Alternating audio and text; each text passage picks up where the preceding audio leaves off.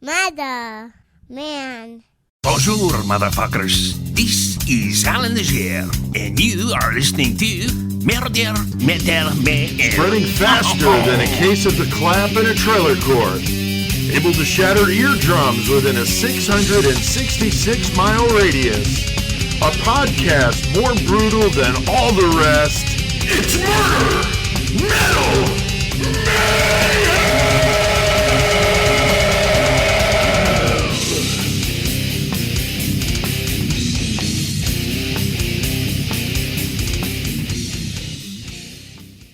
Oh, wow. That was pretty intense there. Some Allan Legere. Damn. All right. Well, what the hell's up, guys? It's Tuesday. We're throwing down here in Hornseye Studios for the Hornseye Podcast Network, doing some Murder, Metal, Mayhem, episode 176. Fuck yeah. Keep cruising right along. Going. Chris, Joey, how's everything going? Fucking good. How you doing, Pete?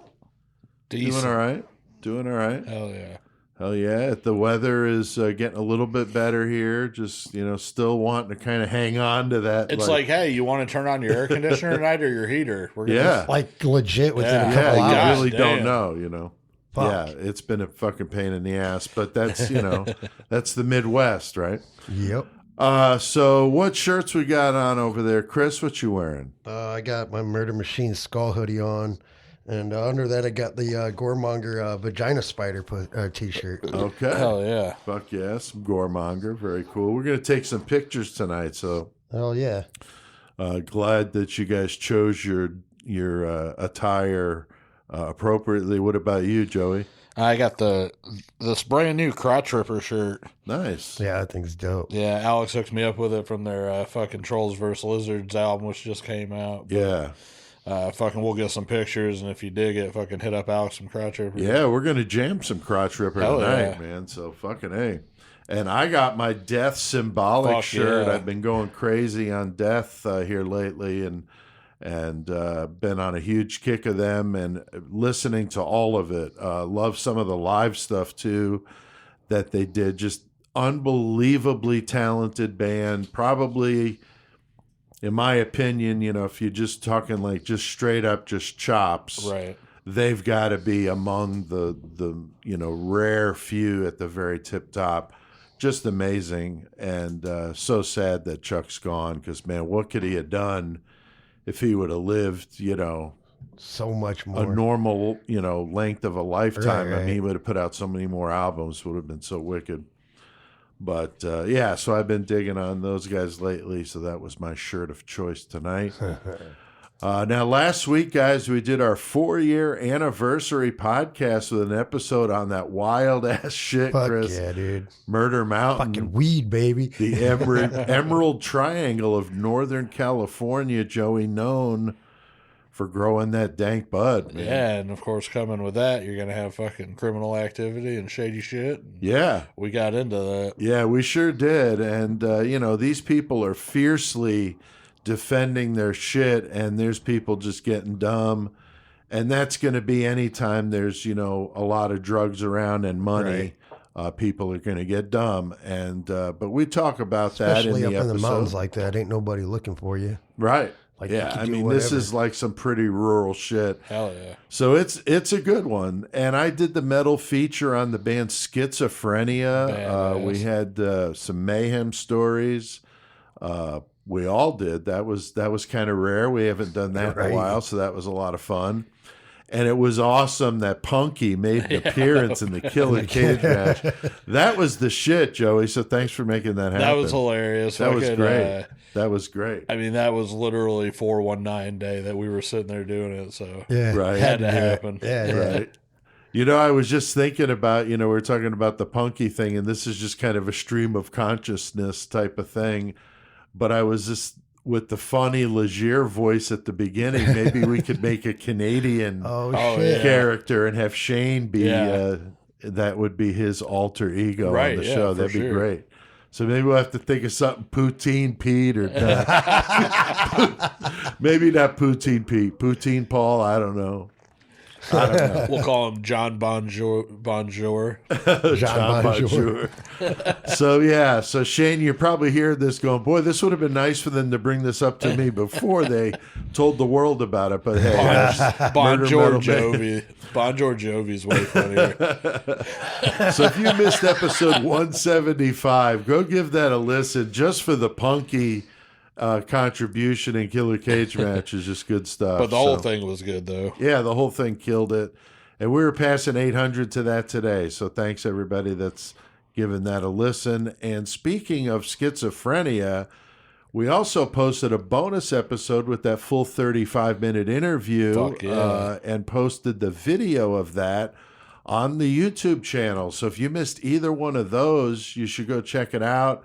Their drummer, Lorenzo, reached out to me today and said that he really loves the podcast. Hell yeah. And said that we sound better than most. And he was, very complimenting. So Fuck yeah. that was super thanks. cool. And we have noticed here lately a bit of a rise in listeners in Germany especially, but also other, Scandinavian countries, because we've done interviews with bands in that area, Belgium, Sweden, Denmark, and that's fucking awesome. Fuck yeah, dude. We love supporting the underground bands, and the fact that their fans are coming over and checking out some Murder Metal Mayhem is just fucking awesome. Plus, we're doing these reviews, too, and that's that's helping in That other is. avenues. That is, dude. Yeah. A lot of people really digging on the reviews here. Hell yeah.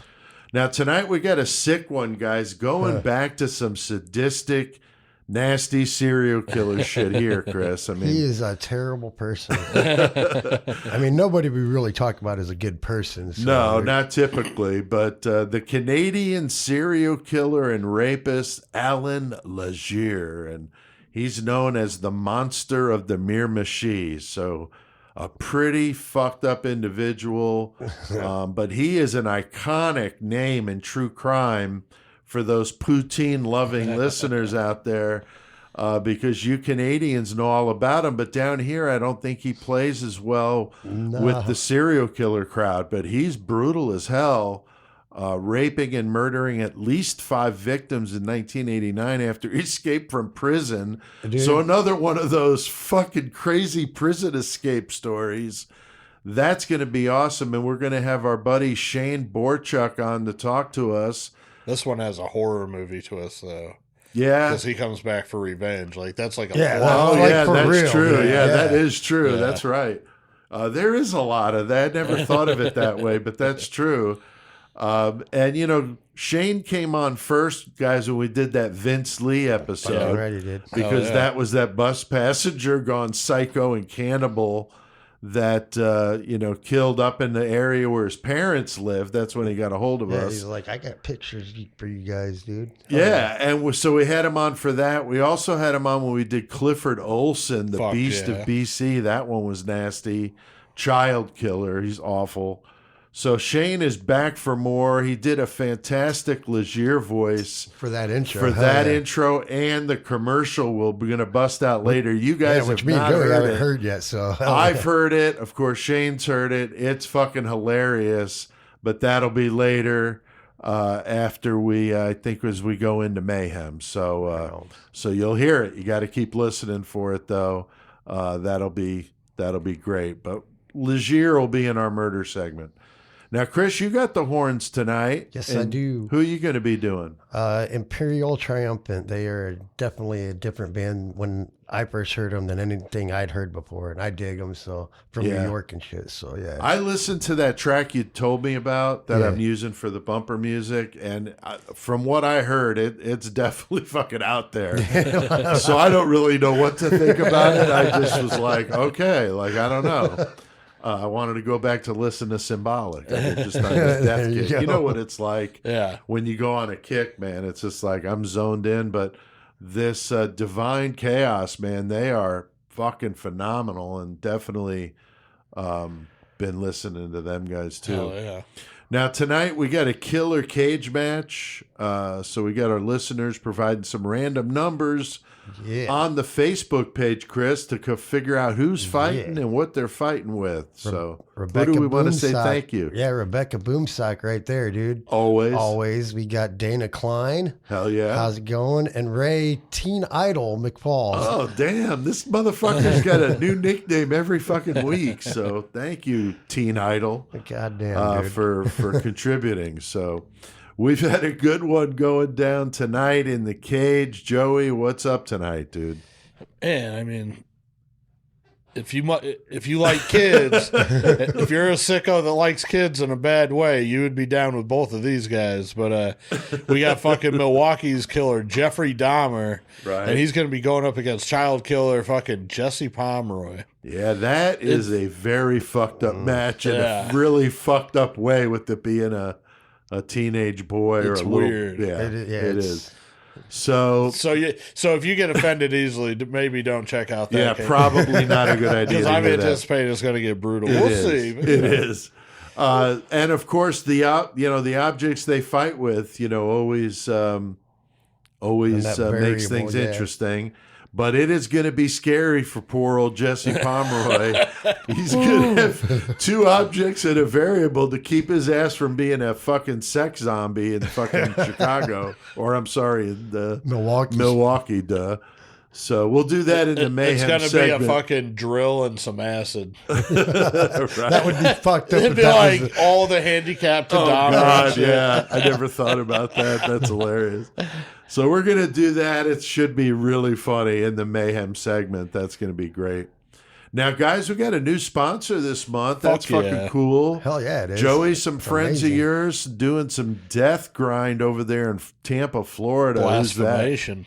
Yeah, blasphemation. I mean, these guys are Wow. fucking. They're deep in the music scene down there as people too, which is what's so fucking cool. Right. He puts on fests and all kinds of stuff, and he's the one that brought me down last year, and I got to play Brass Mug and do Tampa Death Fest. Chris and his brother Michael came with me and shit. It was dope. Fuck yeah. They took us out, showed us alligators and shit. Dude, it was badass. His wife too, like she's I'm pretty sure she had been doing booking and stuff for the Brass Mug since back in the day. So she's worked with all the fucking big bands that go through Tampa and shit. Oh, fucking And she has also been a fucking listener to our podcast. She has been a listener while. for a really long time. Yeah. Yeah. So anyhow, it's really cool that we linked up with them. Yeah. They hit us up about that, and so we're definitely going to be doing some promoting for all the stuff that Blasphemation and Nihilist Media's got going on. Yeah, Soul they've Grinder got this magazine. fucking new EP coming out. It's fucking crazy. The single called Ghoulish Fucking Freak. Oh, I'm sorry. It's a full-length album coming out called Phantasmagore Beyond Strange. Hell yeah. Sounds like it's going to be gnarly, but the tracks he sent, I heard them. I'm like, God damn, this is totally in Joey and Chris's wheelhouse with the grind, but brutal as hell. And it's going to be released in collaboration with Soul Grinder Magazine and Nihilist Media, as you mentioned, Joey. Yeah. And he said it was going to be a limited digipack of only 100 copies. That's crazy. And so we're going to play some of that coming up tonight. So get your ass ready for some serious old school fucking brutality. And we'll link to these guys in the episode description so you can get in touch. Hell yeah. Thank you to all you fuckers that listen to Murder Metal Mayhem. Yes, Keep you seeing the guys are numbers. great. Thank you. Yes, thank you very much. So we're around 2,500 this week. So thank you, everybody that's listened. And we got a lot on our plate tonight, guys. Taking a little trip north to the frozen tundra of Canada to enjoy the beautiful Miramichi River. Dude, that place looks fucking awesome as Doesn't fuck, it? man. I would love Oh, to that'd fucking be take a place to kayak. go fishing, Dude, man. Like, for real. But we don't want to end up raped and dead. Fuck, no, we don't. So we Hell need no. to call up our buddy Shane and Chris. What the fuck we got to do? Let's get our fucking poutine flavored murder on. Hey.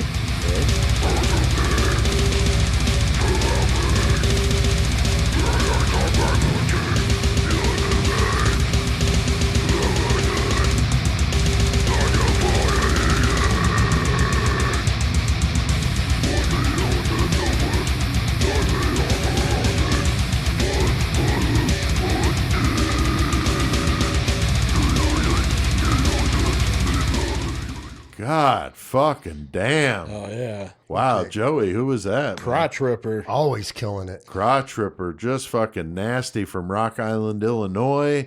Not too far from us, couple hours away. I was just up that area. Oh, yeah. That was their new song, Bright Lights, Stop My Munching, from the new album. I can only imagine. From the new album that just came out called what, Joey? Trolls vs. Lizards. Fuck yeah. So that's cool.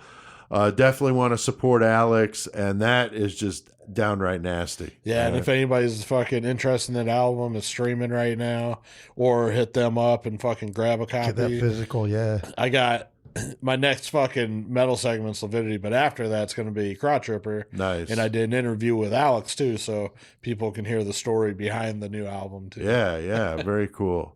All right, well, we got our buddy Shane Borczuch on here tonight. Shane, up, how Shane? you doing up there, my friend? Hey, doing pretty good. You know, it's not snowing or nothing right now, so that's Right. a bonus. Right? Hell yeah. You guys have gotten a shit ton of that. My God. Oh yeah, fuck. Twice in the past 2 weeks, we've been hit with some Colorado lows, and you know, so Pete, if I could just take a quick second, give a little shout to Colorado and say, quit sending us your fucking shitty weather. Fucking right. Yeah, that sucks, man. But at least you got some poutine up there to, help comfort you, some nice comfort food there. Hell yeah. It's like, damn, Colorado, you can't blow a bunch of them dank nugs into my yard. Yeah, right? Yeah. That would be a little more tolerable That'd than be a all bit that. better, yeah. Way better. All right, well, tonight we are getting nasty, my friend, with a feature on one bad motherfucker known as the Monster of the Miramichi. We're talking some Allan Legere, and he terrorized the people of the town he lived in. And Joey, you brought this up in the intro. That's like a horror movie storyline. Yeah, You know? like this for real. dude's going The to guy go to goes jail. back and terrorizes, like legitimately Yeah. terrorizes the fucking town. He's like, oh, you guys fucking think you just got rid of me and fucked me over? Watch this. I'm back. Right. Along the beautiful Miramichi River in 1989, after he escaped from prison, and that story could be an episode in and of itself. Right. The citizens are scared to death, arming themselves. They're terrorized. He is known to rape and have murdered 5 known victims, but he was killing old women. There was an older priest that he killed. I mean, this dude's just fucked up. That's how you know he was fucking crazy too and don't give a fuck, because you escape prison and go right back to where you're from. Right. Where they're going to be, like, Where they they're know you're looking going for there. you. It's like Michael Myers. Like, he's going to Haddonfield. Yeah, right. Exactly. Right. But can you stop him before he kills a bunch of people? No. The answer is fuck no. So this is a fucked up story, and since he's a Canadian, we wanted to have Shane on with us. Hell, and Once again. Legere came up when we talked about old Clifford Olson, another sick bastard. That was episode 165. But Shane Legere is definitely well known in Canada. But what about in the area you were in Winnipeg? Would you have been inundated with this story? No, really, we wouldn't have been. It was fairly localized. Well, in the beginning, it was localized anyways. This was before the 24-hour news cycle, the internet, and Right. a lot of people didn't even have cable TV back then. So unless you followed the national news, you wouldn't have heard about it. But Interesting. it escalated and turned into an escape, a manhunt. Police Yeah. realized they had a serial killer on their hands, and Right. then it got the national coverage. But Oh, I'm sure. at the beginning, not really too much, and it was one of Canada's largest manhunts. And as we'll talk about, it turned out to be a pretty big fucking deal, because Yeah. it set a precedent with the DNA fingerprint. Definitely. Yes, yeah. it really did. It's a very interesting story for a lot of reasons. Now, geographically, for our non-Canadians listening, where is Nova Scotia or this area, I'm sorry, where the Miramichi is as compared to where you are there in Winnipeg? Miramichi, well, it's the east side of New Brunswick, which is on the east coast of Canada. So slightly inset. It's not far east as Canada goes, but it's coastal. It's coastal to the North Atlantic Ocean, and it's just north of and borders with Maine. Okay. So it kind of looks like every Stephen King movie out there. Right. That's true. It's about the same size as Ohio or Pennsylvania. Okay, all right. right. That puts it in perspective. Interesting. Now, Chris, how much do you think listeners outside of Canada would know about a guy like Allan Legere? I don't think a lot. I know I didn't, dude, until one of you guys. I had no idea who the fuck you were talking about. Right. So, like, but that's just me. There could be lots of people that know about him. I was kind of, also like you. I'm like, boy, that name's not even ringing a bell. But then when I read about it, I'm like, holy crap. Now, Joey, I know you brought this up when we were talking about Clifford Olson. And like I mentioned earlier, definitely some similarities between him and Legere. But the biggest one, dude, is the ability to con people and break out of fucking prison doing some pretty inventive shit. Yeah, they were both psychopaths for sure, and worked their way to fucking make those escapes. And I knew about the Allan Legere case before Clifford Olson, and it wasn't. I learned about Clifford Olson from the Allan Legere case, like that got linked to that somehow or whatever. Right. And then we ended up doing the fucking episode with Shane, which was Right. cool. But yeah, I mean, both of these were for as old as, like, they're not like super recent cases. So I didn't hear about these when I was growing up. And even though I was into true crime, I heard about them more like what Shane says after the internet got big and fucking everything got broadcast, and then you start being able to read into all this other shit. But yeah, fucking both cases were just like, goddamn, these are brutal as fuck. Yeah. There's a lot of similarities here with these two, and a lot of things that are different. There's some things that definitely remind me of the other. They both preyed on those who were defenseless, which would be a big, part of their, superiority type, wanting to dominate somebody. Olson, of course, raped and murdered 11 children, a complete fucking piece of shit. Legere attacked older women for the most part, but he also killed 2 men, one of which was an older priest. So they aren't going after anybody who's going to challenge them physically. And that goes back to what I was saying. Like, you got the Clifford Olson case. Like, you're reading about that. That's just some dark, like, underbelly true crime fucking shit you're reading about, all fucked up. Then you got this case, and it's like he's killing old women and a priest. Like, this is like fucking written out like a fucking storyline. You know what I'm saying? Like if I was going to do a horror movie, I could take fucking Allan Legere's fucking case and fucking storyline that shit. Yeah. You totally could. Yeah. Definitely. So while that one, I mean, I remember when we did that, I mean, that was a dark one to talk about. A lot of the kid well, murders involving kids, that's always rough. Where this one, I feel like, you'll hear a lot more fucking tongue-in-cheek shit and laughter out of us. Right. Not because it's fucking any better or anything like that. But No, you got to try to find fun in the dark, and we certainly do that. Now, the whole thing about their ability to escape also shows that they were very cunning and creative on ways to get out. I mean, some of the shit these two did is just unreal. So I think that's a fun part of the story too, these whole escapes, which are just crazy. Now, Allan Legere is born in 1948 in Chatham Head, New Brunswick, which is, of course, in Canada. He's born real close to our birthdays, Chris, on February 13th. On Friday the 13th. That's right, Friday the 13th. My grandson was born on a Friday the 13th. Yeah. But in March. Legere was born on a Friday the 13th? Yeah. I'm telling you, the horror movie. And I remember when my grandson was born, we were watching in the hospital waiting room a Stephen King marathon because it was Friday the 13th. Yeah. And my grandson is being born like down the hall. It was like pretty fucked up. Hell yeah. But cool.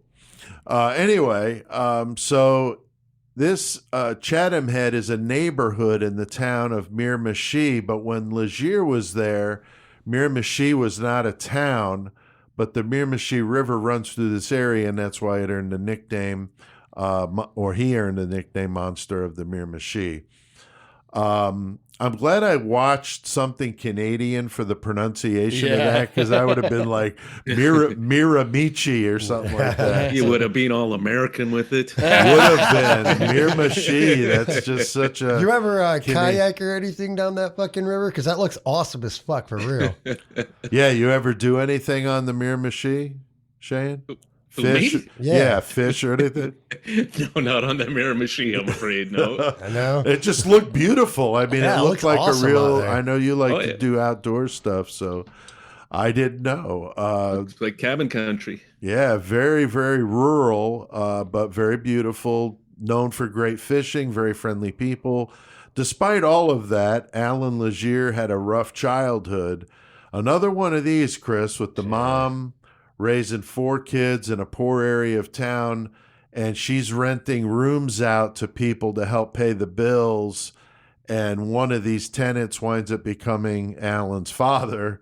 But he left before he, was never in Yeah, he her didn't life care, like, or fucking his bounced. life.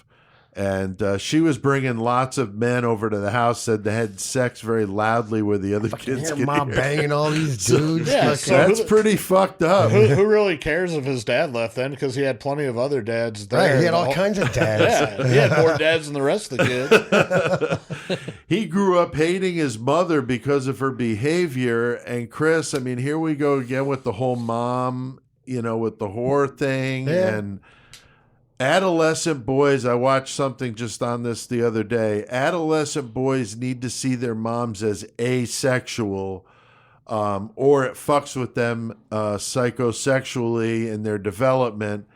And it seems like it definitely fucking maybe turned him a little fucking whacked out. What do Been you plenty think? of them where their mom be doing some shit like that, or just anything. For some reason, they don't like their fucking mom, and it turns them against women in a weird way. Yeah. And like maybe these older women he saw as his mom because they were older than him still. So like, you know what Yeah. I'm saying? That's a good point. Yeah, that's what I was thinking too. Yeah, that's definitely a good point. Chris, guys. don't act like you didn't walk in on Ma giving Paul a blowjob before. Man. Oh shit! Now, Shane, did you see where he had to share a room with his sister and like to watch her dress and undress? That's a little fucked up, Yeah, that's pretty icky. That's pretty disgusting.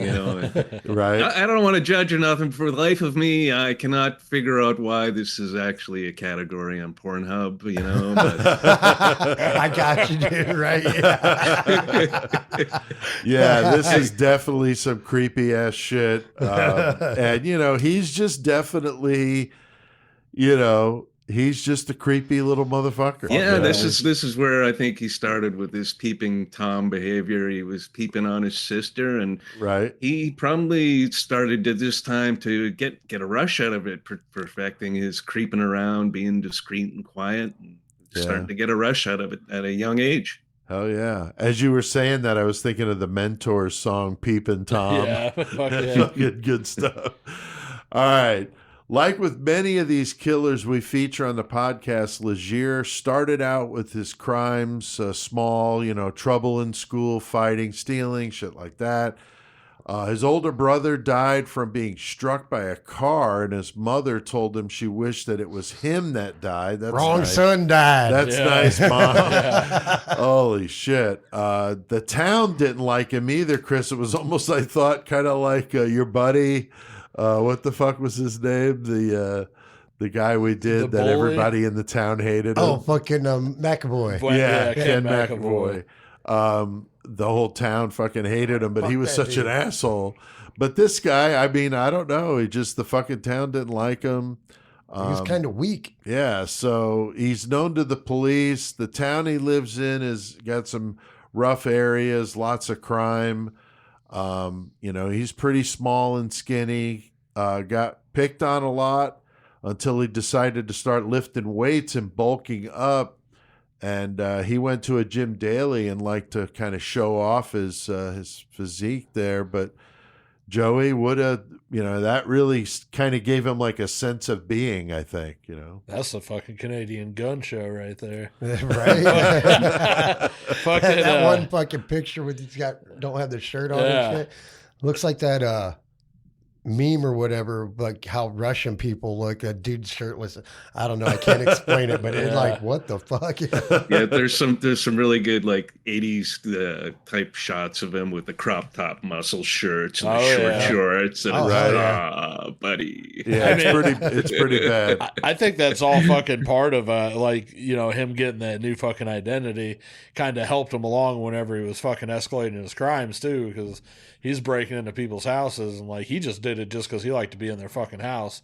Right, like for real, he just straight up. He'd be sitting there standing over people. They'd sleeping, wake up, fucking. He's right there, fucking looking over you. And I feel like he was using his fucking more intimidating posture to help him with that, you know. Where if he was still all fucking skinny and laughable, he probably couldn't have fucking been doing the shit quite like that. Right. Right. Yeah, he definitely, you know, seemed to really thrive on that and like to, you know, kind of turn the tides and that whole getting back at people, man. He was talking about fucking, he like cut that girl's panties off while she was sleeping and shit. Like, that's fucking creepy as shit. That is creepy, man. Did you read about the creepy crawly? That's what he actually called it, the creepy crawly. Creepy crawly. He'd go into people's houses without them knowing. So just like the Manson family doing the creepy crawls. Yeah. He adopted that too. That's funny. Well, there was that place we used to play down in St. Louis, the creepy crawl. Yeah, that's hilarious. That's why when you said that, I'm like, what? As a bar, little dive bar, metal bar. But no, I didn't really put that together, but that's exactly what the Manson family used to do, was creepy crawls, where they would go in somebody's house and they would just move shit around, right? Just do shit to fuck with them so they knew they were there. So they knew they were there, right? That was the thing with Legere too. He always did something so they would know that somebody had been there, which is, oh my God, that's fucking creepy as hell. Shane, I did hear that he really hated those who had stuff since he grew up poor, and that he called them the Richies. What was the deal with that? You know, that sounds like something fucking Manson would say too. Hey, the Richies, man. Right. You know, right? That's totally sounds Manson. Yeah, it does really sound Manson. It is pretty weird. Like, I didn't really put it together until we started talking about it, but the timing on this. Like, Manson would have definitely been cult status by that point, you know? Right, for sure. True. Yeah, there are some similarities, but he has this like Robin Hood like concept of like stealing from the people that, you know, the Richies, and giving it to him, the poor. Giving it to him. Yeah, which is fucked up. It ain't like he's trying to help anybody else. No, that's a good point. That's definitely a good point. So kind of a delusional Robin Hood. Yeah, exactly, sure. Right? A poser Robin Hood. Poser Hood. It all started June of 1986, where Allan Legere and his two accomplices, Todd Matchett and Scott Curtis, robbed a convenience store in the town of Black River Bridge in New Brunswick. First, they cut the power, and then they attacked the two elderly owners, John and Mary Glendenning. They beat the shit out of these two. They raped the woman. John was murdered in the attack, and they thought Mary was as well, but she lives, and she fucking is an incredibly brave woman. She survived that shit and then went to testify against him. Had to crawl across the floor like with her husband laying there to call 911 and shit. Yeah, I mean, what a fucking horrible thing, Chris. As you could be, basically, when she got to the hospital. Yeah, she's basically, as you can be. Yeah, but thankfully she was able to do it. The police are able to catch these three. They put Legere on trial, but the other two I saw pled guilty. Yeah, and one of them stood trial, one of them pled guilty, and then Legere, what happened to him? Yeah, he got life for second-degree murder, which is kind of crazy because like it was like a boot print, and dude's like as hard as he stepped on his face, he had his like boot print in his face. Like, it's bad. Yeah. But then he got eligible for parole in 18 years, but he didn't go 18 years in prison. He did not make it the 18 years before parole. Yeah. Yeah, I would. He gets out before that. Yeah, it's definitely finds a way out. Now, Joey, he is definitely despised by inmates in prison because of his crimes against a female, especially an old woman. Sounds like a common, thing in prisons all over the world, not just here in the U.S. Yeah, and I mean, the fact she was an older woman is probably a big thing. I mean, you get a lot of people that are locked up for domestic violence or stuff like that. And it's not like all of them are getting fucked with all the time because, to be honest, a lot of them probably had their own fucking personal situations on how things came out and right. So if you're like if you're a pedophile or a child molester, you're fucking target number one in the gate. Right. But somebody like this, you're going to fall into that target category most likely based on your actions. So if you go in there and you're a fucking piece of shit and you're fucking talking shit, probably like Legere was, I'm sure, and you're narcissistic and everything like that, right. those people are going to find out what your case is because it's easy to do that. Right. Then they're going to use that like, oh, you like to beat up on women. Now we're going to fucking whoop your ass because we didn't like you anyway. Right. This gives us a reason. Where if somebody goes in there with the same crime and he's just kind of meek, timid, does his time and doesn't fuck with people aren't probably just going to fucking single him out and fuck with them. But you have other situations too where you might go in there and, okay, well, this person who was a victim of your crime, you're in there with one of their cousins or somebody who they knew from down the line some way. And now it's a personal thing, so they can get you that way. Right. So there's a lot of fucking ways they're gonna get you.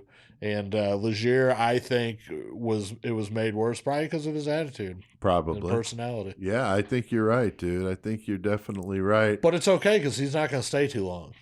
That's right.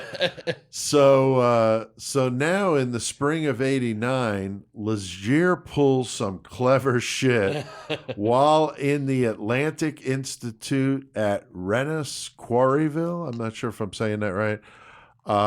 He was a model prisoner befriending the guards. They relax around him over time, which of course they train them not to do, but it's human nature. Like, oh, he's a cool dude. Whatever, man. Legere's putting his own urine into his left ear. This is so fucking nasty. So he would get an ear infection. I mean, what the fuck? Until he knew he had to go see a specialist. Yeah, so he is putting his own piss into his ear, Chris, and then he's letting it like you put like peroxide in your ear and hold your head down, that's fucking nasty. Yeah. But he must have taken note of Clifford Olson, who also pulled some clever shit. Legere knew they would have to treat him outside the prison. But Shane, what was that with Olson that he did to fake something on a medical front?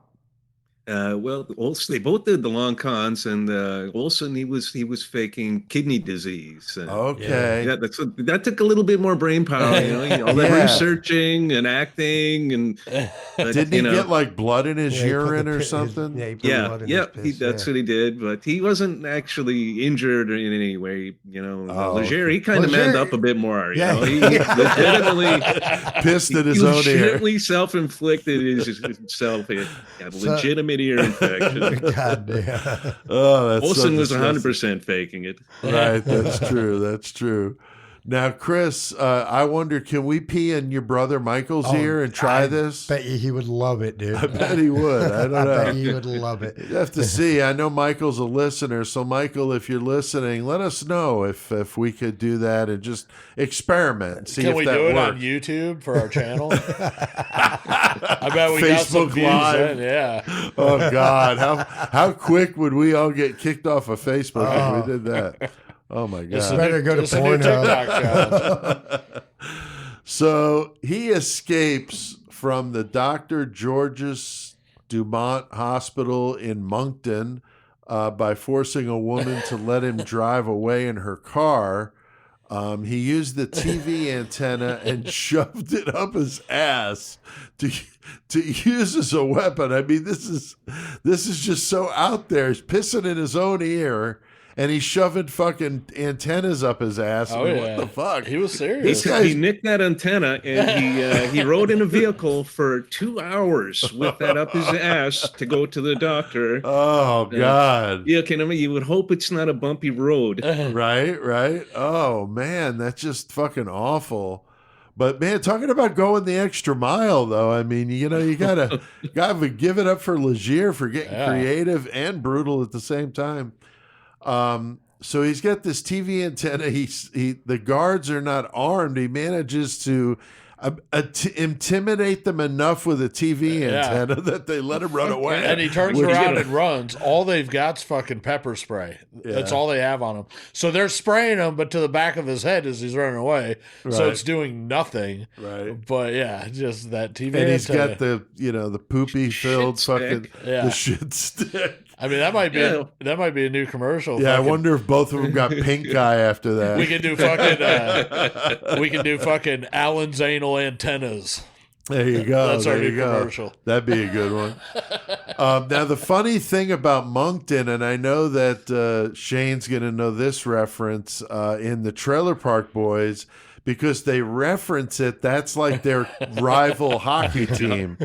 So when I heard Moncton, I'm like, oh, get the fuck out of here. Like, to me, that just made me laugh because that was the first thing I thought of, was those assholes from Moncton that come in and wreak havoc on the hockey rink with Ricky. So that's just good stuff. So this, of course, as Shane pointed out earlier, this is a nationwide manhunt for this guy because he gets away. I mean, what a creative way to get away, but he does it. And he's able to, get out of his handcuffs because he's got this key. Yeah. And he's able to, I think he put something over his hands. Is that how he did it? Yeah, he had a jacket over his hands in the back seat there, and he handcrafted that key himself. Yeah, he made that key. Yeah, that's himself. right. Yeah. Okay, I'm pretty sure it was out of the antenna, right? I think so. Yeah, the key? He where nicked was something the key? on one of his first hospital trips. He nicked something off the doctor's desk and a little clipper or something, and he made a key out of it. All right. Wow. I can't remember. I'm pretty sure it was him, but I watched a lot of true crime shit. But I'm pretty sure it was Allan Legere too. Like while he was locked up, he got his fucking TV taken away. Yes. Yeah, and, he wanted he was it back. like, hey, yeah. I want my TV. And they're like, look further into that TV because there's a reason he wants it so bad. And they found 2 handcuff keys. They did. Yes, that was interesting. I saw the warden, I think, was talking about that in a interview on one of the documentaries I watched. So very, very crazy one here. He gets out of his handcuffs. He gets away with the fucking TV antenna with poop dripping off it, and scares that's everybody. One of our weapons for the cage match. Allan Legere's antenna. Yeah. Go on eBay and find that. Oh, that's nasty. And the key too. Was the key up his ass? Whew, I don't know. No, he actually had a cigar. I was just gonna say he had it in a cigar. Gave him a cigar. Yeah. Oh, that's right. That's fucking crazy. So anyway, it's, as Joey pointed out, the thing that's funny about this is he goes back to their hometown, his hometown, whereas obviously that's the first place they're going to go, but that's how cocky this motherfucker is. He manages to remain undetected because the area is very heavily wooded, and this is very rural, so he can hide. He knows the area really well. He grew up around it. He knows all the fucking nooks and crannies, and he used that to his advantage while he was fucking on the lam. Right. So, Joey, I mean, he decides to go back to this town, as you've been pointing out, kind of like a storyline to get revenge on. He was like, fuck this. He thought they wronged him, right? Right. And probably in his mind, he's like, I'm going to get apprehended again sometime anyway. Like, Do what I can. I'm not getting away with it, so I'm going to fucking, put my fucking stamp down a little bit on some of these motherfuckers that wronged me in his mind, if they did or not. That's questionable. But Sure. to him, though, he was fucking definitely settling some scores with this fucking reign of terror he goes on. Yeah. And this doesn't last long either, so. No, it really doesn't. So definitely defiant, just saying fuck to everybody, and decides to go back to the Miramichi River area. Now, 3 weeks later, in Chatham, which was his hometown, Legere decides to break into the business and home of a grocery store owner, Annie Flam, and her elderly sister, Nina Flam. Annie is beaten to death. Nina is tied to a bed and beaten, raped, but left alive. And you would think he would have learned, Chris, his lesson from last time, right? You hear that all the time with these guys, like, no victims, leave nobody alive. No witnesses. That's right. No witnesses. That's right. Unless it's a case of this guy wants the fucking victim to live the rest of their life knowing how, remembering how fucked up that he was. Right? Yeah. It's possible. I'm not sure. That long-term victimization. That could be. But you think, he would have learned his lesson because that's how he ended up in prison last time. He lights the building on fire, and somehow Nina manages to escape alive. The house is destroyed, the store, all of it. Annie's body is found tucked neatly into her bed, which is fucked up. Annie, are you okay? Are you okay? Are you okay, Annie? And an autopsy showed she wasn't okay, Joey. She wasn't okay. Definitely not okay. Broken jaw, raped as well. So, I mean, what an awful thing. But the way he tucked her into her bed, kind of creepy. Yeah, he was a smooth criminal. He was. I'm done.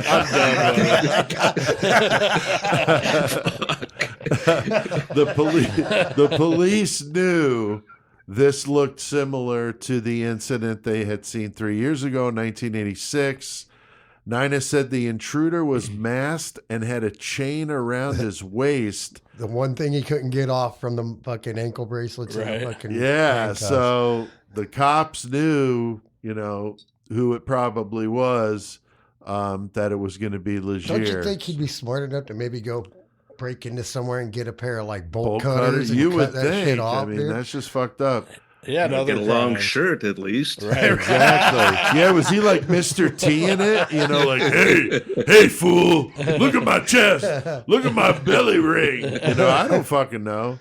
But Shane, I saw in one documentary that Legere was able to set those fires with a hardback book so it would act like a stove with a downdraft. Did you see anything about that?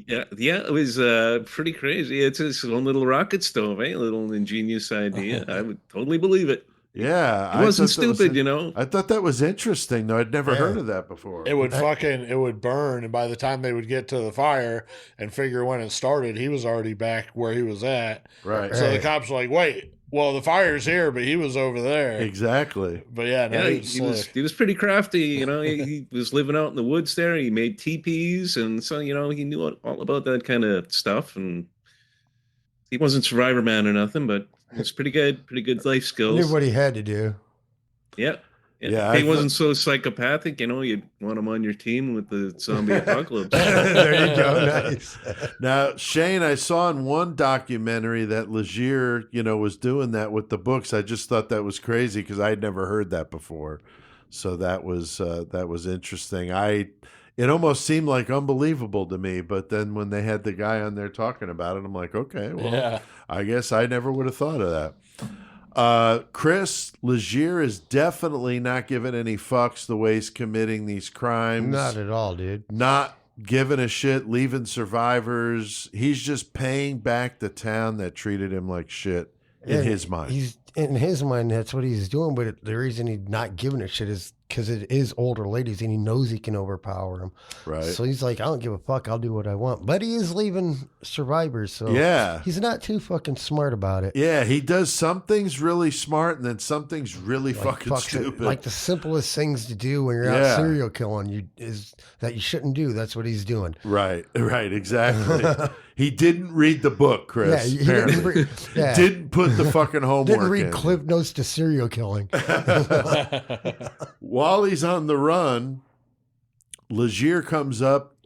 His case comes up in the Supreme Court, so they rule against him since he's escaped. That's a good idea. In October of '89, Legere strikes again. This time with the elderly sisters who are unmarried, Donna and Linda Dawney. Why would they be married, dude? I'm wondering, what I'm wondering is why are all these sisters living together and they're older? Is that like an old-timey thing or what the hell's going on here? You hear about that I've never heard of such a thing like that often, I hear some of these true crimes and you hear stories about these two sisters in Texas or Canada or wherever they're at, but there's always these two sisters that fucking live together, not married. I don't know. I had two. I thought you meant unmarried, like they weren't married, like I was like, why would they be married? No, this is before all the LGBTQ okay, stuff. all right. Yeah. Shit. So but yeah, I had two aunts that lived together forever, dude. Like, just yeah, I until- mean, I know it happens. It's just weird in one story. It's like these two, Right. elderly Now, the much sisters rarer case, but you'll see it in Virginia sometimes, is the two uncles that live together. You better watch that. Oh, now. yeah, that's scary. He beats, rapes, and murders both women and sets the house on fire. His same old thing. Horrific violence and then set the fucking fire. But this is where the DNA analysis shows it was Legere. Yeah. And this was very groundbreaking for that technology. And we're going to get to that. People are frantic and afraid to talk to the press for fear their names would end up in the paper and Legere would take revenge. I mean, I know I wouldn't want to be publicly quoted saying a goddamn thing about this dude, man. Fuck coming that. for me. The towns put more lights on the streets. They called them Legere lights. I think that that's was kinda brutal. cool. You got Dude, they some canceled street lights put Halloween up and 'cause of shit. you? Yeah, named after you and everything. They canceled Halloween and shit because of this dude, man. That's true, man. It's all part of the script, man. Yeah, he got Michael Myers pissed because he canceled Halloween, so they have to fight. Yeah. There you go, Joey. There you go. That's a cage match. He knew the wooded areas so well he could evade the police very easily. There was one doc where they take you up on like these train tracks, Yeah. and the cop was saying it was so pitch black we couldn't see anything, just but it dug was down, like and he he was could shooting see at him and shit, everything. yeah. And Legere we were basically doing. could go out there without lights and fucking get his way through all that shit. Yeah, so pretty fucking shifty dude. But Joey, this motherfucker just loves setting fires.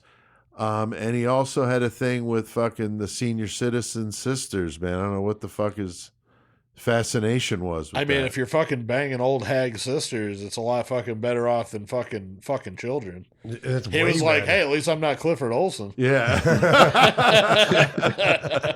That's funny. Shane only He 3 has weeks. standards, you know what I'm saying? Right, yeah, he's got his standards. Only 3 weeks later, though, Shane Legere would strike again, this time with a Catholic priest, man. What the hell happened with this one?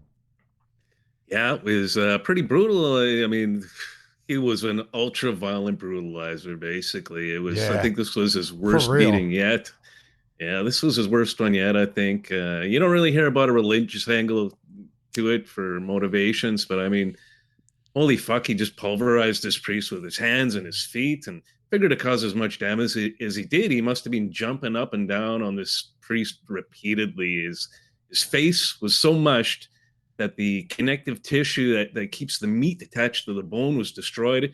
The guy's face was sagging like an ill-fitting mask. And Oh, my God. yeah, apparently the priest was a good guy too, not a pedophile or nothing. And yeah, you have to think this level of brutal violence would have a personal connection, you know. But yeah, Lord only knows with Allan Legere, you know, he had a persecution complex, so could have just been a slight or anything. Yeah. that's His like crazy. ribs, he jumped on him so much as like ribs separated, right? Yeah, I Like, saw that. His ribs separated from his from sternum. his sternum, yeah. God Yeah, almighty, that man. takes a lot of force. Right. Neck was cut too, the jaw broken, cigarette burns. I mean, this is just some awful shit. And so the same day he beat that priest to death in November of 1989, Legere is captured. As you pointed out, Chris, not a long run for him, but he's captured by the Royal Canadian Mounted Police, known as the RCMP, after a failed carjacking. So a tipster got a $50,000 reward for turning him in. That was cool. But he doesn't put up a fight, which one of the cops because he was jacked saying. the semi, dude. Yeah, well, Like, after, dude, he already jacked one car that had an off-duty Royal Canadian Mounted Police. I can't do letters, man. but yeah, like she was driving this motherfucker, dude, with the taxi driver, right? Yeah. Like, and they stopped at the gas station to get gas. He took the keys, and she was like, "No, I know Cabby's got extra keys." And they just bounced, and then he hijacked that fucking semi, dude, and on a road that like doesn't normally have trucks going down that road at that time. And they're like, something's fucked up. But yeah, that's when they pulled him over. Off-road truckers. Off-road truckers. Yeah, exactly. But yeah, whenever they caught him, it was like so anticlimactic. Right. Because like they got him, and then all of a sudden he's like, "Yeah, here you go." Here I am. Yeah, yeah. But I think because they got guns and they're full-grown men, and he's like not fucking, got some poor old woman cornered in her bedroom. He knew there was nothing he could do. So he's just like, I give up. You got me. Fucking. Yeah, he even got a boot to the face. Yeah. Fuck yeah, he did. Fuck awesome. yeah, he did. Awesome. I did see when he was returned to prison. That was the story, Joey, about him bitching about not having his TV. Yes. Yeah. So that was pretty cool that they avoided him from probably escaping again. I mean, this motherfucker is definitely shifty.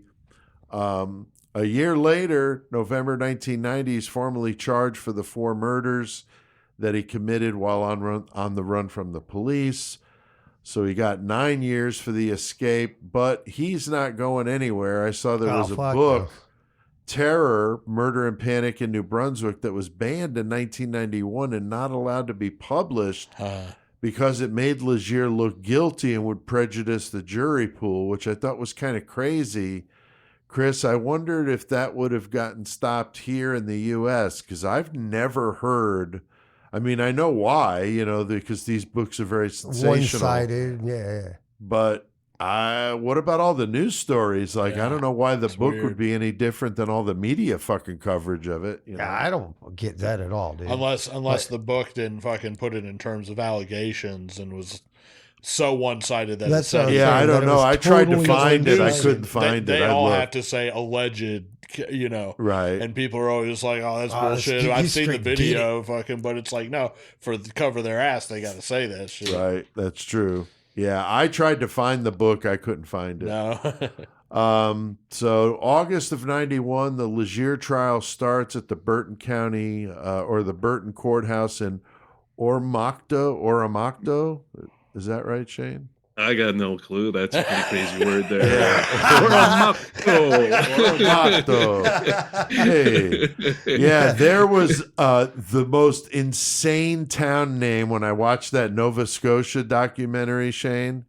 There was an absolute, the most epic Canadian town name I've ever heard. And I was like, I had to slowly say it. It's just really weird. And now you don't know what it is. I can't think of what it is, but when we do that episode, I know we'll talk about it because that's part of the story. I thought maybe you were going to say you came across a town called Dildo. Dildo? Is there a town called Dildo? Yeah, there is a town called Dildo. Oh, my goodness. Nice. Where's that at? Nova Scotia, I think. My mom came across a town called Dildo. What's crazy is most of the population there, I've heard, is lesbians. Oh, man.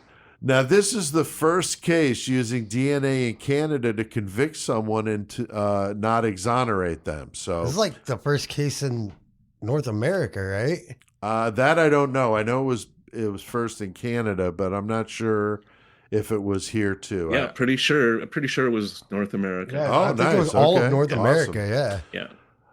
November, the jury found him guilty for the 4 murders. He gets a life sentence. Reports came in about Legere plotting another escape. So he's flown to Montreal. They're like, look, motherfucker. To be put in a special handling unit. So they are sick of this motherfucker. Shane, where does our friend Allan Legere end up? Well, right now he is at the maximum security Edmonton institution in Edmonton, Alberta. Go Oilers! It's the other side of the country. Yeah. It's the other side of the country. It's a long, long ways away from Miramichi, and you were talking about the special handling unit. He spent a record amount of time in the special isolation. So yay for that. Yeah, right. For sure. Man, I'm sure the people in the Miramichi are not bumming that he's all the way on the other end of Canada. That's for sure. Now, I did see that the jail cell he occupied during his second trial is used to demonstrate DNA profiling in a science museum. That's fucking cool as hell. Oh, yeah. Apparently, he tried to get day parole in 2020, but was denied. His last parole hearing was January 2021.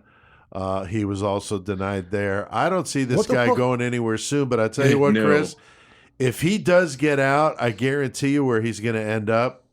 Bingo. Dude, he's going to be trolling the bingo halls for the old women, man. That's he's going to be I-15, I-15, you know. What the fuck is day patrol? Is that like work release for prison? I don't know. I'm thinking so. That's what it sounds like. Do not play bingo along the Miramichi. Yeah, right?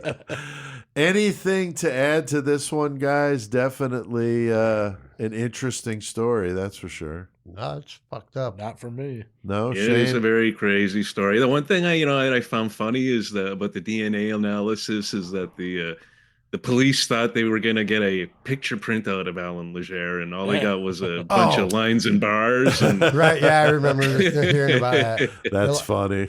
Yeah, like but, you know, back when it started, man, I could see where it's almost like hocus pocus. It's crazy, you know? I mean, they looked at the lines and bars and thought, shit, this doesn't fucking look anything like him.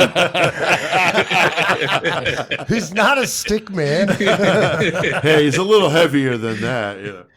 Doesn't have the cheesy mustache either. Right. Did you hear the crazy burn Allan's lawyer did about the DNA?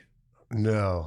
He implied DNA is not going to work because everybody in the area is inbred and you all got the same DNA. So you got a shallow gene pool out here. This is not going to work. Holy shit. There's something in the page today that has to do with that. That's hilarious. Oh, that's great. That's great. Oh, fuck yeah. All right, well, I did my research for this one by watching a couple good docs I found on YouTube, plus several good articles on Murderpedia. I love using that website. There's some stuff out there on Legere, but since he was Canadian, you don't see massive amounts of stuff on him like you would with a lot of the U.S. killers. You know, it's just one of those things. I killed a lot of people. I'm sorry, eh? So next week, we're going to be going and starting our fucked up Moms of May or Mothers, Women of May. Chris, last May, I had to take like a shower at the end of, of all of it. It was just so fucking horrible. Fucking mothers. A cold shower because I was so hard. People. But they're all women, and it's a whole month of May of this. And so we are going to start it out with a nasty one. I bet a lot of people don't know about her. Megan Huntsman. Boom. She is the one from Utah that murdered 6 of her infant children shortly after each was born and stored them in boxes in her garage.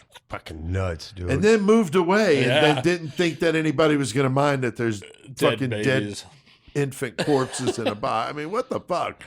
We kind of had a very similar thing here in Winnipeg, only it wasn't infants. They were this lady was actually storing her abortions in a U-Haul. Oh, damn. Tupperware containers. Really? Yeah, you had about 6 of them, I think. Oh, my God. That's fucked up. God damn. So, yeah, she actually gave birth to them, but then if they didn't, she claimed that at least one was stillborn, but I don't know. That's what they were saying. It was okay. Possibly maybe the first one or something that did happen, but then after that, she would have been killing them, which is fucked up. Hey, did you say you got 6 of those fetuses? So 1996 to 2006 was when this happened, and that's going to be our first episode of the month of May, guys. So it's going to be gnarly with some bad fucking women. We got some good ones on the list. And we got Tex coming in at the end of that to do one with us. So, Joey, any good page a day? I do got some page a day, and it's cool because these kind of fucking segue into everything that we're talking about. I only got a couple of them, but they're pretty good. So, all right. The first one's about a cold case that was solved, and on April 22nd of 1981. There's a woman's decomposed body, and it's found at the bottom of a well in rural Lawrence County, Ohio, with a rope and cinder block tied around her neck. She'd been strangled to death sometime between 79 and 81, but due to the advanced state of decomposition, neither her facial features nor her fingerprints could be used for identification, so authorities referred to her as Belle in the Well. Oh, wow. shit. So this is the Ohio case of Bell in the Well. On July 29th, 2019, fucking the Lawrence County Coroner's Office announced the identity of Bell in the Well as Louise Virginia Peterson Flesher, who was 63 to 65 years old at the time of her murder. Identifying her was difficult due to numerous instances of intermarriage among distant cousins within the community. Get the fuck out of here. So that's kind of like what Shane was saying. That, that's great. yeah, it was hard for them to use DNA because there was so much inbreeding. But one of Flesher's parents was a German immigrant, and a DNA match was found on GED Match, an online DNA database. Two of Flesher's daughters were then located. One provided DNA that was used to confirm the identity, and her murder investigation is still open. So that was Bell in the Well. Wow, that's fucked up. All right, now it's kind of cool. I only got this one other one, but it's kind of talking about. I think they probably knew Mother's Day was coming up, but this is a woman case too. So a little fucking intro to fucking what you're gonna hear all next month. Yeah. Menstrual May. So this is about Blanche Taylor Moore. So this lady, all the men in her life just tended to die. So it began in her 30s. Her father, Parker Davis Kaiser, who was an alcoholic womanizer with a gambling addiction, who forced Blanche into sex work to pay off his debts when she was a young girl in North Carolina. Oh, my God. He dies in 1966 of what was ruled a heart attack. And at the time, Blanche had 2 children, and she was working as the head cashier at a supermarket. She was married to a man named James Taylor, but she was also having an affair with a coworker named Raymond Reed. So in 1971, her husband, Taylor, he dies from a heart attack just like her father did. And then soon after Taylor's death, she begins dating Reed publicly. They were together for over 10 years, but by 1985, that relationship had soured as well. That year, in 1985, Blanche met Reverend Dwight Moore, and the two began dating secretly. The good Reverend. Yeah, right. So she continues her relationship with Reed. In April 1986, Reed becomes ill with shingles, and he's hospitalized for months. So Blanche visits him daily, often bringing him food, like her homemade banana cream pudding, which she spoon-fed into his mouth herself. Yeah. And by October, Reed was dead. So just like she did after her first husband died, all of a sudden she starts publicly dating the Reverend Moore, and almost immediately after Reed's death, these two are just like, a thing, yeah. Right. They got engaged shortly thereafter. Their wedding was postponed twice, though. Once in 1987 because Blanche, she was diagnosed with breast cancer, and then again the next year in 1988 after the Reverend Moore came down with a mysterious intestinal illness that required 2 surgeries. So they eventually marry in 1989, and shortly after their honeymoon, Moore becomes severely ill after eating a sandwich that Blanche had made for him, and he's hospitalized after days of vomiting and nausea. His condition worsens in the hospital, and he came super close to organ failure and death. Blanche told Moore's doctors that he had been working with an herbicide in their yard shortly after their return from their honeymoon. And when they learned about this and the herbicide, they used, ordered a toxicology report, which revealed that Moore had 20 times more than the lethal dose of arsenic in his system. So she made a mistake right there, fucking telling him to look into it. Yeah. So miraculously, the Reverend Moore, he survives the poisoning. And he tells investigators that Blanche's former boyfriend, Reed, had died of Guillain-Barré syndrome, which the symptoms are very close to arsenic poisoning. Right. Okay. So this, in addition to Blanche's attempts to make herself the main beneficiary of Moore's pension, prompted the investigators to exhume the bodies of her father, Kaiser, her husband Taylor, and her ex-boyfriend Reed. And all 3 bodies contained elevated levels of arsenic in them. Oh, boy. She never confessed to the murders and claimed that Reed and Moore were both depressed and had most likely taken the arsenic themselves. Unlikely story, but she was charged with first-degree murders in the Taylor and Reed and the assault with a deadly weapon for poisoning Moore. She was found guilty of Reed's murder on November 14, 1990, and sentenced to death. She was never put on trial for the additional charges. She remains on death row, the oldest of all death row inmates in North Carolina, and one of only 2 women. And she still maintains her innocence to this day. Wow. So The last thing I have Interesting. is kind of, going off of that with fucking, how evil women can be. And this is this author, Judith. You're not going to talk about Johnny Depp. Oh, and no. pooping in his bed and all that. I quit, dude. What the fuck? But this is a quote from this author, Judith Nelman, and she wrote Twisting in the Wind. So what she said is, while male villainy was dismissed as an unfortunate regression, the same sort of behavior in females, particularly when it was directed at males, was condemned as a hideous perversion. The murders represented passion unleashed. She had spurned constraints imposed on civilized society and had given in to animal impulses. Wow. So, pretty deep Hell shit. Yeah.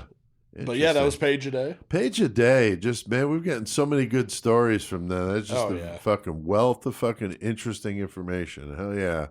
Well, Shane, thank you so much for coming on and putting up with our dumb fucking American asses tonight. Yeah, dude. So, we appreciate thank you. you. No worries, man. My pleasure. Awesome. Well, it was good. I think we covered Legere well, and hopefully turn some serial killer fans onto a different story they might not know a whole lot about. So I think it's cool. So Shane, tell us what the hell we need to do. We need to get our fucking metal on there, boys. Just because CK has passed on, he's not done educating the masses. CK will forever be the great metal motherfucker. We're here to stomp poser ass and eradicate the planet of their kind. CK has passed the torch to us, and we will forge the fuck on. In CK's name, we will bestow metal knowledge upon all of you. Hell yeah, great metal motherfucker. Hell yeah, always. We are eating Pop-Tarts, Chris, and that means we're getting ready to talk about some metal. That's kind of a tradition here, Joey. They were good Pop-Tarts. You know one of the other traditions? What's that?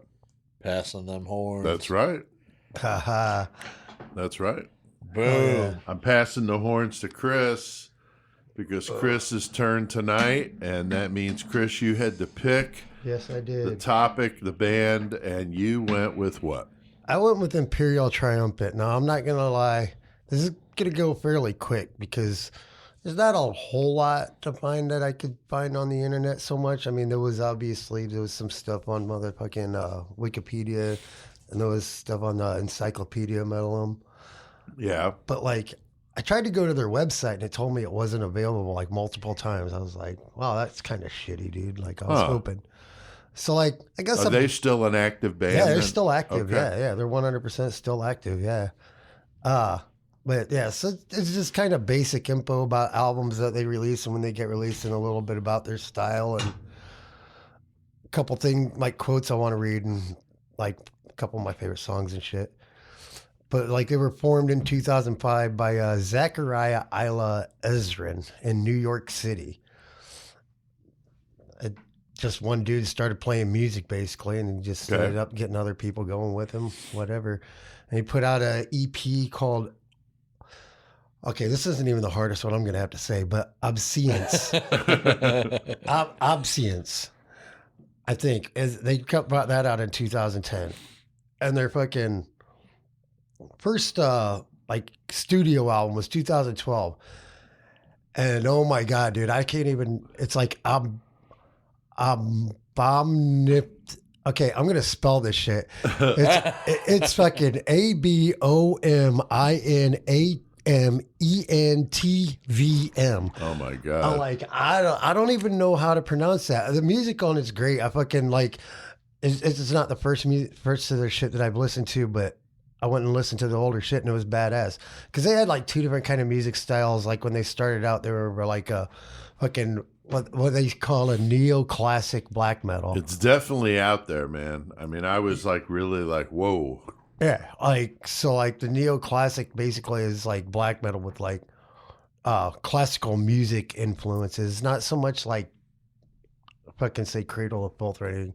Just like the more of the classical instruments in the background and shit. Right.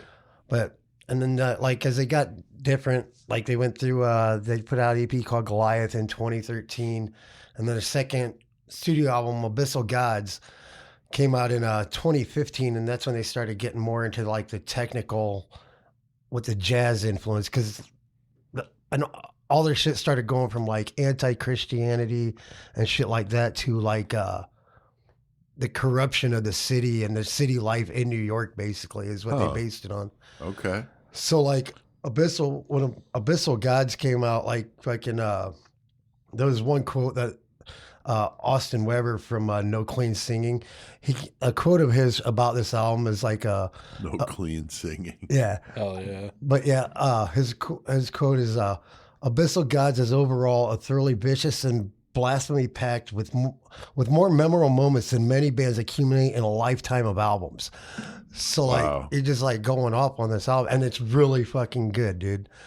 So like, and then they put out Incest, and there's a quote about this fucking album too that's fucking great. It's the EP. They put out Incest. I can't remember the year that one came out, but he said Imperial Triumphant obviously has no speed for the genre game. Incest continues to warp expectations. Like, they don't give a shit about genre. They just heavy as shit, and they just love what they do. But yeah, so like I said, they did the avant-garde technical black / death metal, fucking lots of jazz implied into it.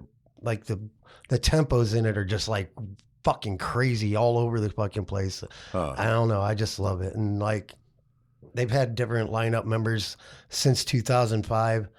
And like I said, they're still active right now, and they had to put off a tour in Europe because of COVID and shit.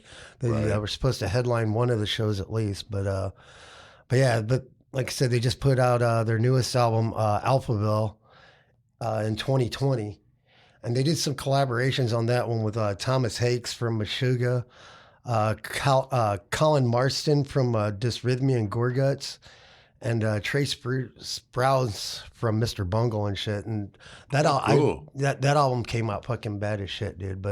And the current members of the band currently are Zachary Ezrin, the main dude that started on vocals and guitar, Kenneth Growski on drums, and Steve Blanco on bass, vocals, and keys.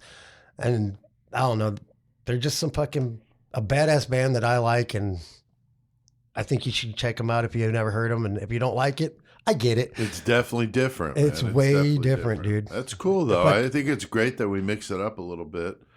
And that was great, Chris. I got the Lost Classic tonight, guys. Okay, you do. I got a tie. I couldn't decide on which one. I've been talking a lot about Death lately, and their album Symbolic came out in 95. And then Individual Thought Patterns in 93. My God, I mean, so fucking good. Individual Thought Patterns is cool because there's Andy LaRocque, the guitar player for King Diamond, plays on some of the solos, and it's fucking ridiculous. And it sounds just like, you know that it's him when he's playing them. He's just that distinctive of a lead guitarist that he can make his solos just fucking trademark, him. And then the Symbolic lineup, I mean, just so fucking badass. I mean, I just love both those albums. So I'm just kind of going back, just saying, hey, give Death a listen. And if you want to, start somewhere, I would start with maybe Symbolic or Individual Thought Patterns. But if you're more into the like old school death metal, then the first one and like Leprosy would be more your style, So they kind of morphed into a much more technical band as they added players to the mix, but such a great band. The thing I always say about Death is that everybody has their own individual like favorite Death album, right? And nobody's wrong. That's right, true. Because they're all a little bit different in their own way and can pique certain interests, but they're all good though. Yeah, I agree, man. I agree. All right, so what have you been listening to lately, Chris? Anything? Nothing special. Like I Just just all play over the music. place, Yeah, man. like yesterday and today, I was listening to a lot of Imperial Triumphant, but Yeah, I don't know. Just I play music, man. that's cool. That's cool. Joey, what about you? I've been listening to in the car right now. I got Ghoul. We Came for the Dead, Hell yeah. which Ghoul's playing Full Terror this year. I'm fucking stoked on that. Fuck yeah. I was jamming fucking Exodus, Blood In, Blood Out from 2014, which is That's badass. such a killer fucking album. It was just that fucking Sigil, Salvation Within Insanity, which I did the fucking review for that. Yeah, that's nasty, huh? That fucking CD is so fucking good. And then the last thing I was jamming, and probably like, to me, like one of the best fucking intro tracks to any album is Obituary, Frozen in Time. Yeah. And the intro to that fucking album just comes in and just, you start fucking getting worked up with it. And it's fucking badass. So Yeah. That's what I've been jamming. How about you?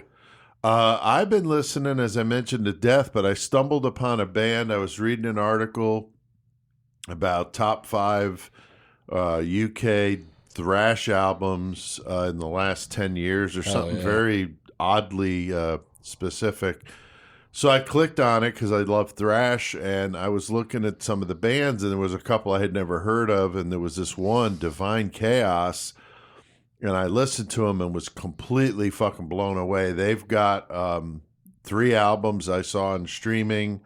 The latest one and the one before that I've listened to like 3 or 4 times each. I really, really like those guys. I've not listened to the first one yet, but the production is great. The musicianship is unfucking believable. But if you like Exodus, Testament, stuff like that, real wicked chops, these guys are fucking cool. Divine Chaos. So take a listen to those guys. Hell yeah. Another one I'll fucking bring up too. Yeah.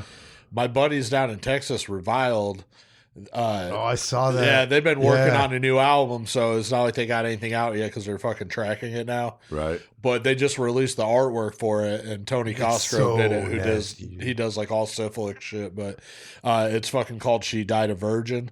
And the fucking artwork is with Ed Gein. It's so fucking good. No, it's Albert Fish, bro. Or, I'm sorry, yeah, Albert Fish. Interesting. But, it's Dude, fucking... It's so good, man. Oh, wow. Hold on. I'm going to show Pete real quick. It's so good. He's got her fucking ass cooked that's on badass. Yeah. Oh, my God. Oh, boy. So, yeah, Reviled from Texas. Watch out for them boys. Fucking really sick shit. Yeah, that is sick. And, speaking of, metal and bands, I mean, if you guys are in a band and you want us to check you out, please contact us at pete@murdermetalmayhem.com. There's no guarantee we're going to play it, but we would love to hear, Send us a you. track. And fuck yeah. if we like it, we'll get a hold of you. We'll do an interview maybe do a review, maybe do all of it. I don't know. Shit, even if one of us likes it. That's right. So send it in. Again, pete@murdermetalmayhem.com, or you can do it old school to Murder Metal Mayhem, P.O. Box 554, Hayworth, Illinois 61745. And if you want to throw some stickers and other swag in there, that's cool. We'll put the stickers on the table. And We're starting on the door, remember? yeah, we've been putting them on the door, man. They're fucking stickers everywhere. So send them in.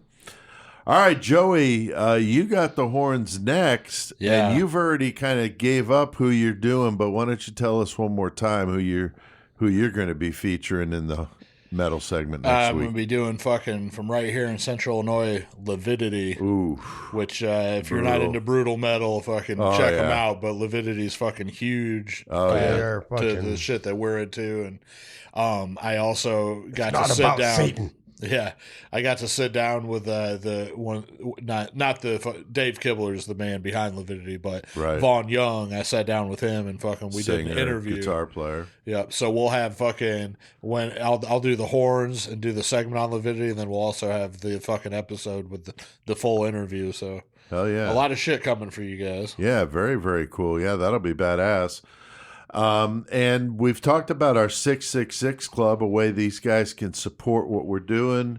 For $3 a month, you could be a Patreon supporter to hear our episodes. You'd have that Vaughn interview already. That's right. And the Manson family, that episode's only out there for our Patreon supporters. We also let them hear the interviews as soon as I'm done with them. I upload them and send them to you guys and them at the same time. So they're getting the stuff as quickly as we're all getting it. So it's definitely a cool thing, and we appreciate those that are already members of the 666 Club. Fuck yeah, So appreciate thank you. y'all. And in the episode description, you can click on that and check it out. All right. Well, I think we have done plenty Hold on. of. Oh, what's that? I want to plug the show real fast. please. Oh, yeah, Sorry. definitely. So this is going to be coming out soon after the episode comes out. But Friday, May 6th and Saturday, May 7th in Galesburg, Illinois, which is close to where we're at. So if you're from the Central Illinois area, fucking 2 days of fucking metal, Gore Camp Cannibal Cookout 2. We did the first one last year. It was a fucking blast. Dude, it was so nasty. This year, fucking, our buddy Squatch, who puts it on, he's fucking stepping it up. And there's a lot of badass bands that are going to be playing fucking Toxic Ruin, Elbow Deep, Putrid Pile, Lividity, Sexual Atrocities, Vioaggression, Pit Lord, Goremonger, Necro Cannibal Ass Grinder. Just lots of fucking bands going to be playing. So Fuck fucking yeah. The Homies that and Murder shit up. Complex are playing. Yeah, the Homies Murder Complex, That's Animated awesome. Dead's playing, Interspecies Erotica, like a lot of fucking bands. So if anybody's around or fucking you want to support, just fucking check out fucking Cannibal Cookout, fucking 2022. Hell yeah. Very, very cool. Hell yeah. All right. Well, we have done plenty of metal tonight. So, Joey, what the fuck do we need to do? Let's get our mayhem on, eh? Sorry.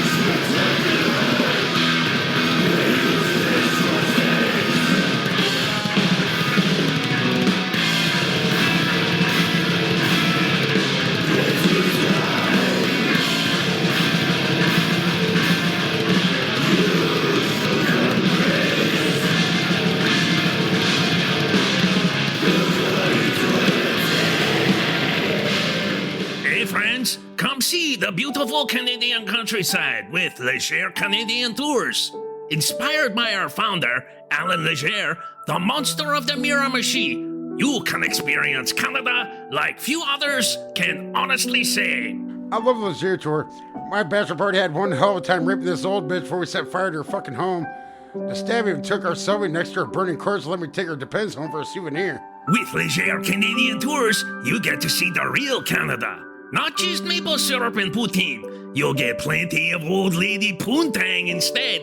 Allan Legere style. I got to wash my junk off in the icy waters of the Miramichi River after I raped two 80-year-olds.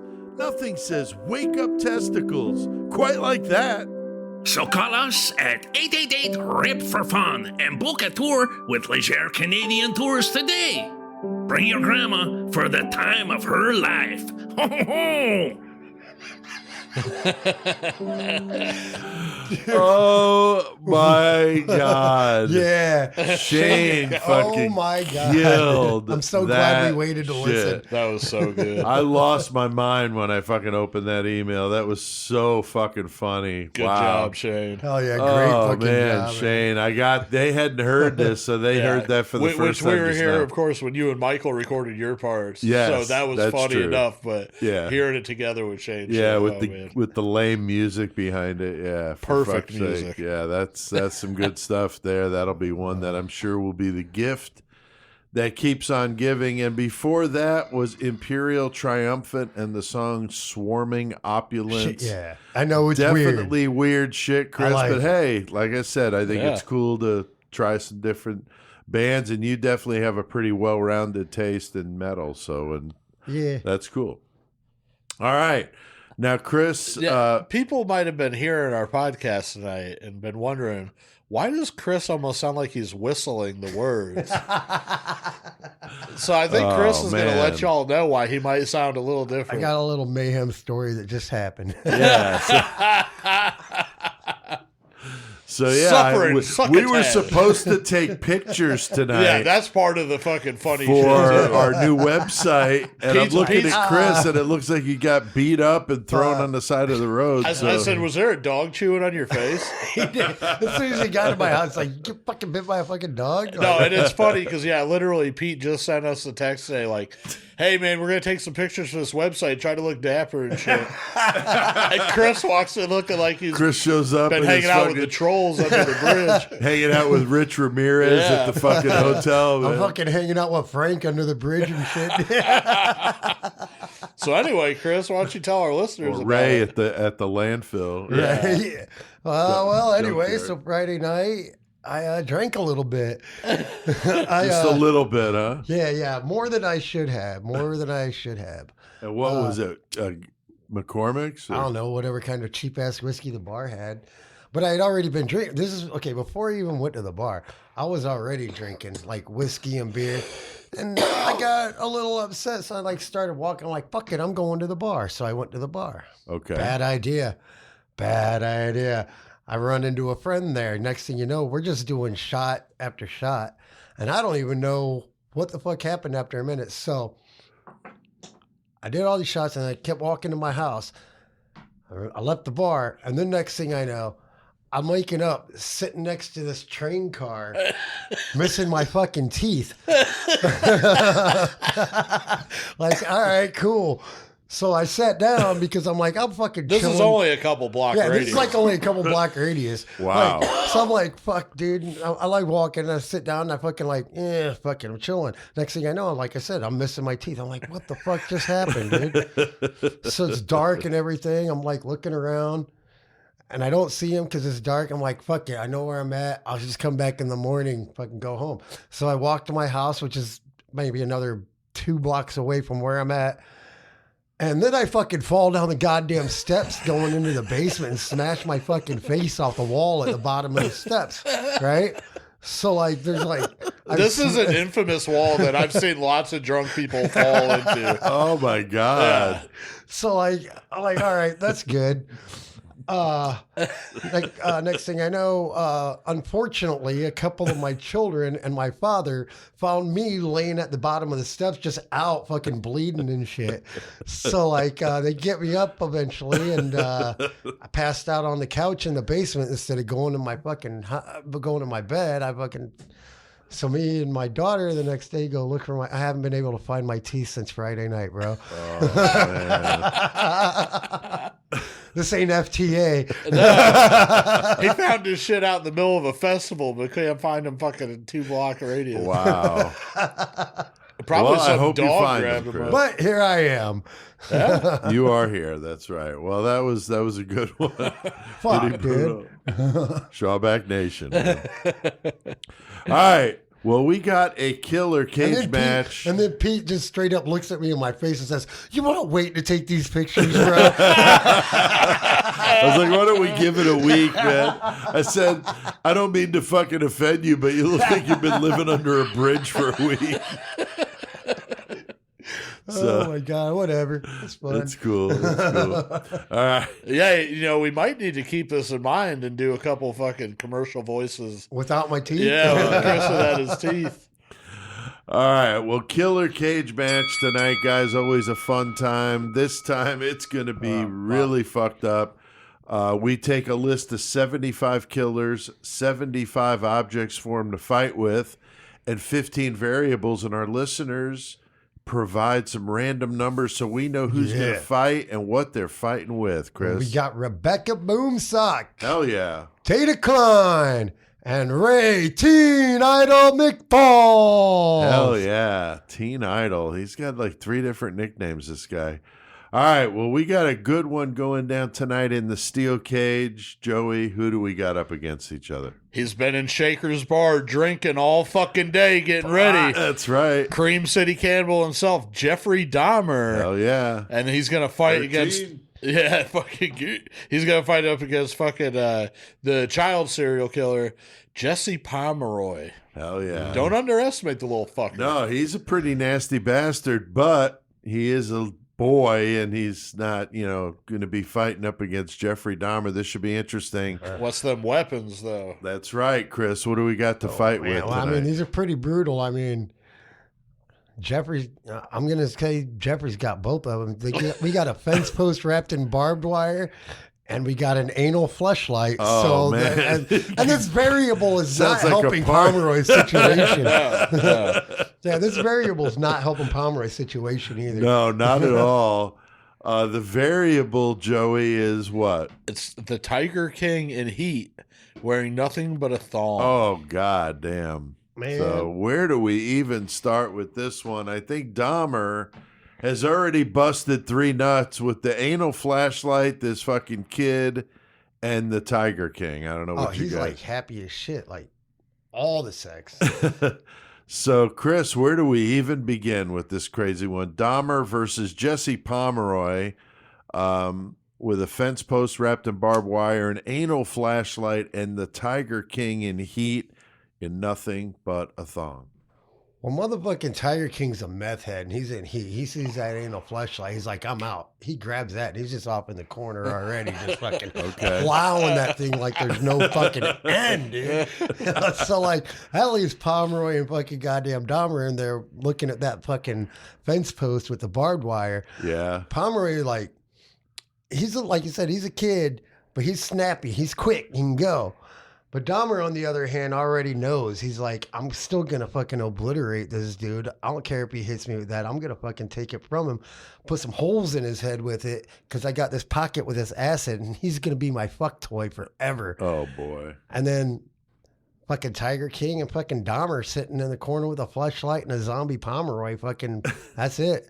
Dahmer, Tiger King, tag team. Oh, okay. Joey, what do you think, dude? Well, I can't wait for this. I think whenever the bell rings, Jeffrey Dahmer fucking glances over to the side, sees Tiger King. Tiger King glances over to the side, sees Dahmer. They both look at the fucking little boy, and they're both like, they start fucking grooving together. Yeah, boy. They fucking creep in all fucking scary on little Pomeroy. Pomeroy's like, oh, fuck, I thought I was a brutal motherfucker, but things are about to get real. And they fucking grab him up. They pin him down. They grab that anal fleshlight, stick it up Pomeroy's anus. Oh, boy. Fuck the fleshlight in his anus. With the light going off? And Does just the keep light... pushing it in. And fucking... They just fucking do everything sexually to this kid. Fucking Dahmer's like, I'm going to show you, Tiger King, how badass these little boys could be. And they just fucking destroy this motherfucker. But the problem is, after they have all their fun, fucking Dahmer's all fucking worried because he's like, oh, my new friend Tiger King, man, he's going to fucking leave me. So he grabs the fucking barbed wire bat and he fucking takes off goddamn Tiger King's head, because honestly he thinks Tiger King has a stupid ass fucking haircut and he don't care about that, but he's gonna keep that body and fucking bang it for a while. So Dahmer, he gets 2 corpses for 1. Boom, hell yeah. Okay, You fuck get it. yeah. That's interesting. Yeah, I got nothing to add. You guys fucking covered it, but I think what's funny is, you got Dahmer in a steel cage with a boy. That's just fucking cruel. Oh, God. And like you guys said, Pomeroy was a shifty motherfucker, and I think he cut. I remember he tortured those kids. He had them hung up in that shed, and he was like threatening to cut their dicks off and shit. But so he's pretty sly, pretty quick. Obviously younger. But he did stab with a knife.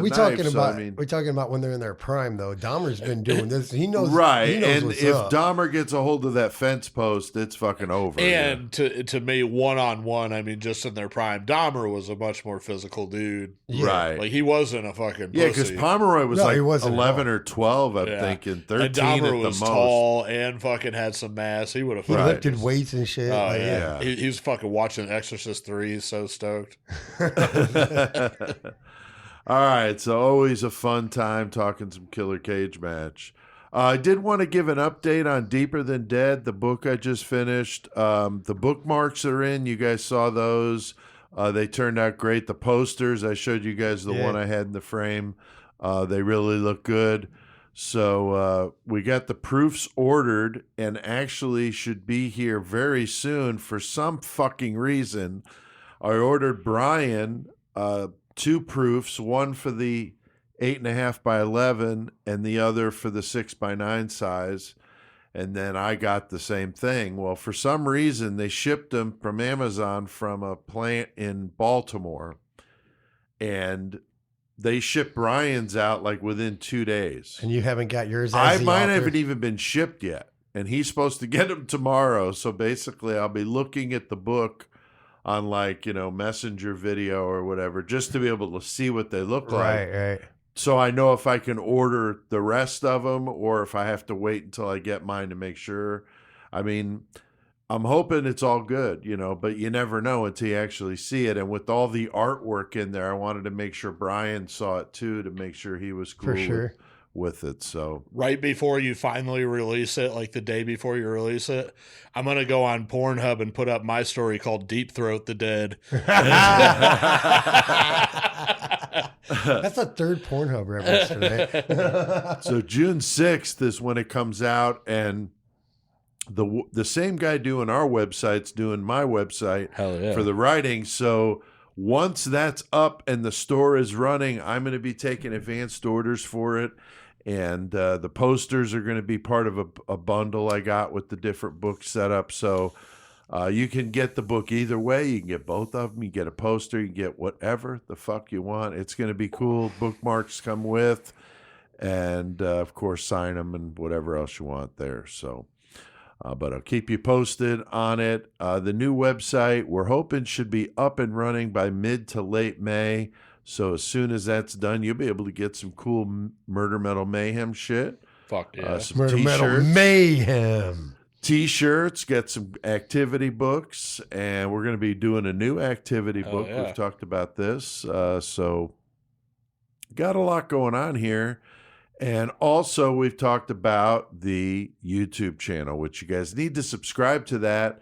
Check the episode description for a link. If you want to know when we post content, you can subscribe. Just put click that interview with notification Schizophrenia button. up. What's that? Just put that interview with Schizophrenia up. Yeah, I just did that one. That one went live on Friday. And so, yeah, there's a lot of cool interviews on there. Some different things. We're going to be doing more stuff on there. So need to get on that YouTube shit. All right. Well, I think we have done plenty of mayhem tonight. So, guys, let's hit that fucking outro.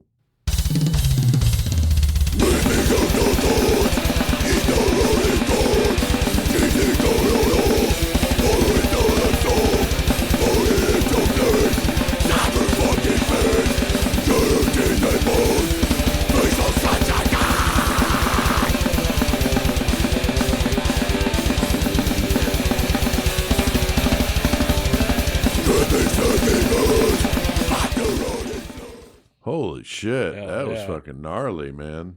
Old Blasphemation. school fucking metal. Hell yeah. Blasphemation. Definitely wicked. Every poser within 666 miles just cried right there. I think. They were all weak. They were weak.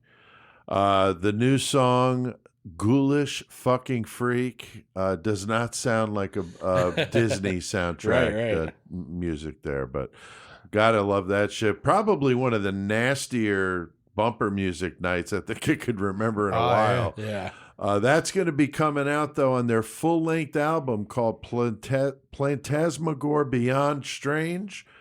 Excuse me. Some serious nastiness coming from Tampa, Florida. Is Tampa that always Phantasmagore? Yeah, Phantasmagore. Phantasmagore. Yeah, I had yeah. Phantasmagore. I know. I was looking at it. I was like, that's not Wow. right, dude. Yeah, it's Phantasmagore. Sorry about that. But no, huge fucking thanks for fucking sponsoring. Yeah, very, too. very cool. And speaking of Tampa, those guys will be crushing it at the Tampa Death Fest. Fuck yeah. And we'll link to that in the episode description. So check Seriously, that. some of the fucking nicest people I've worked with in the music scene. Right? That's awesome. That's awesome. Oh, yeah. Hey, real quick. Yeah. I just thought of something. My oldest daughter Sunday had a choir concert, so she's singing whatever. Crawl space. Yeah, but she wore my goddamn Created to Kill shirt with like Oh, all the Jesus. like. There's like tits on it and everything. You know which one I'm talking about, right? She wore that to her damn fucking choir concert. I'm like, that's really what you're wearing? She's like, well, I got to wear my robe on stage. But I'm like, you're seriously just still going to wear that shirt in this school? She's like, yeah, it's cool. I was like, all right, whatever. Rolled with it. I was like, what the hell, dude? Big thanks to our buddy Shane Borczuch for coming on, co-hosting. Thank you so much. Yeah, Shane. thanks, Shane. Did awesome. such a great job with the commercial and the intro and just a lot of fun. So very, very cool. We'll have Shane on again. We got another Canadian case coming up in the Nova Scotia area with a mass shooting. Very brutal, very Port Arthur style shit going on. So we're going to have Shane back, and we're going to eat some poutine. Poutine. And we're going to do that Canadian episode. We have Shane come back with us. And so you'll hear a lot more from him. Is poutine to Americans like fucking, like what American food would be? Biscuits and gravy, man. Biscuits and gravy. That's what's up. That Hell would be a battle, Good man. call, Biscuits dude. and gravy. I love me some biscuits and gravy, man. too, Shit. man. I might mix the two together. Hell yeah. Oh, wow. God damn. Wow, biscuits and poutine. Where's Guy Fieri at now? All right, bumper music tonight, Joey. Who do we spin? We fucking listened to Imperial Triumphant. We heard Crotch Ripper, and we heard fucking Blasphemation. Hell yeah, dude. Metal segment intro music, Chris, by who? Christ, the one and only. Hell yeah. And Murder Metal Mayhem intro by Low fucking 12. Thank you guys listening out there. We keep seeing the numbers coming in and appreciate it very much. Did you see? Tell your friends. Did you see? Fucking, I was telling Bonesaw. I was at work the other day, and this fucking kid's in there. He's a younger kid, fucking college kid. And he has a Big Boss. He has a Big Boss Twang I did shirt see on, that, yeah. Which Big Boss Twang is basically a country cover band, but they had like some originals. But our buddy Greg from Murder Complex, he was the drummer in that band. Right. So anyway, I see the kid with that shirt, and I'm like, Big Boss Twang, hell yeah. He was like, what? I was like, your shirt, big. He was like, oh yeah. He was like, I don't really know what it is. I found it in a thrift shop, but people are always saying shit to me about it. So I had to tell Greg about that's that. awesome. Yeah, that's funny. Hell yeah, that's really cool. We got some good comments here this time around. Chris, what about that first one, man? Pretty sick girl says, listening in LA and love this shit. More serial killers. Hey, man, there's a lot of them out there. We're getting there. We're getting them, and we did a good one tonight. Yes, we did. Some Legere. All right, Joey, what about that second one? Donna Richter 2335 said, I've been listening soon after you started, and it's hard to believe it's been 4 years. Love the show. Thanks for making these last 2 years bearable, because we can always count on you guys killing it. Word. Yeah, thanks, Donna. That's very nice of her to say. Angel of Death 666, love that one, commented, I loved the Murder Mountain episode. So true that people should just live their lives if they're not hurting anyone. 420. So fucking 419. 419. That's right. Oh, I was gonna tell Got you a that the Nova Scotia shooting happened on April 18th and April 19th. Classic. He went past midnight. So 419. I told 419. Shane we're gonna have to do some punky for that one. So that'll be good. And then Chris, what about that last one? Dave Breakers 22 says, you guys are fucking sick. I listen to you on Spotify and it kills every damn week. I'm a listener in Bangor, Maine, home of Stephen King. Hell yeah. Fuck yeah, dude. Thank you for listening. Yeah, Tell thanks, Steve Dave. to hook us up with some shit. That's right. That's right. Tell Stephen King to get me a book deal. That would be awesome. There you go. Tell Stephen King I need to borrow $5. Tell Stephen King I need an 8-ball. I don't know if he would give that away. You know? Right, he probably would. Big thanks to the guys in the Death Grind band Blasphemation from Tampa. Fucking sick. And thanks to sponsor the show for us this month. And we got a single that we played, Ghoulish Fucking Freak. And it's going to be on their upcoming full-length Phantasmagore Beyond Strange. And it will be released in collaboration with Soul Grinder Magazine and Nihilist Media. And it's going to be in a limited digipack of only 100 copies. That's not very many, man. Yeah, no, it's not. So we'll link to that in the episode description. So Absolutely. support the underground. True-ass Tampa, Florida metal right here. Yeah. Yeah. Like, for real. Now, check out murdermetalmayhem.com to listen to the past episodes, and you can like us on the Facebook, social media places like Twitter, YouTube channel. We've talked about that. Check Links me to out all on that. YouTube. All that in the episode description. And you could check us out on pretty much any of the platforms out there. But when you do, please leave us a comment. Rate the show when you can. It helps move us up the list a little bit. So support the show. Join that 666 Club, patreon.com/murdermetalmayhem. To join now for only $3 a month. You can also go to creationofchaos.com if you want to pick up one of my books. And pretty soon the website's going to be all nice and purdy and cool ways you can order stuff. Nice the books. and purdy. He said nice and purdy. With Murder Metal Mayhem merch, my books, everything on a web store. So it should be pretty cool. Also, I wanted to mention my son Joe has a podcast he's doing with this buddy of his called Pixelated Perspective Podcast. And it's mostly centered around gaming, but we'll venture out into other subjects and topics. They're looking for listeners, and feedback is highly appreciated. And I'll link to that in the episode description if you like that kind of stuff. But I listened to one of the episodes, and it sounds really good. So Joe is using a Yeti. I'm not sure what his friend is using, but they both sound really good. The episodes are only like 15, 20 minutes long.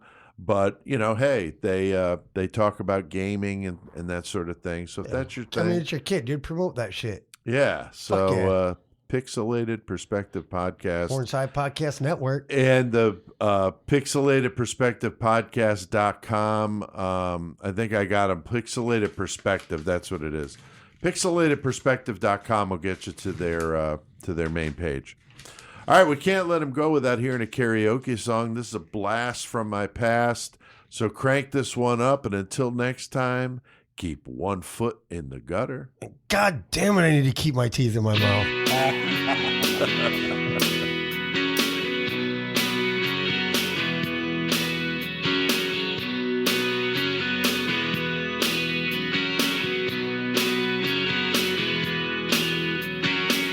Well, I was born in a small town, and I live in a small town.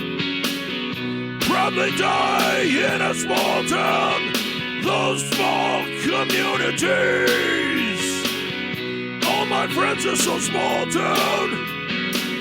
My parents live in the same small town. My job is so small town, provides little opportunity. Yeah! Fuck yeah!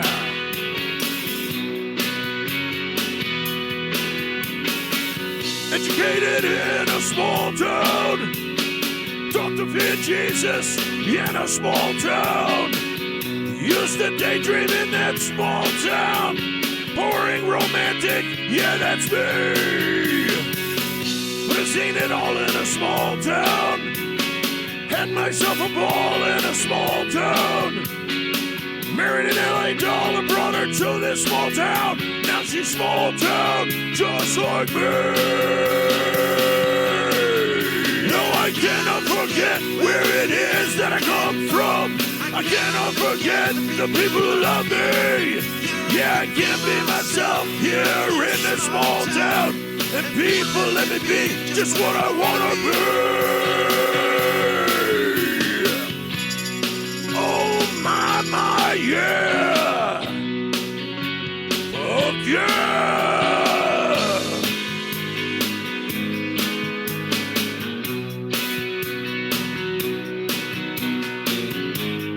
Murder Metal Mayhem.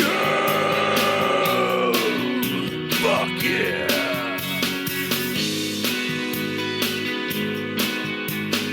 Yeah.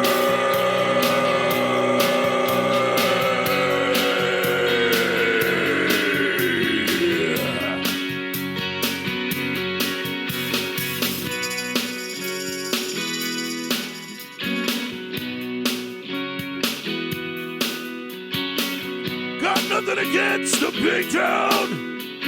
Still hayseed enough to say who look who's in this big town. My band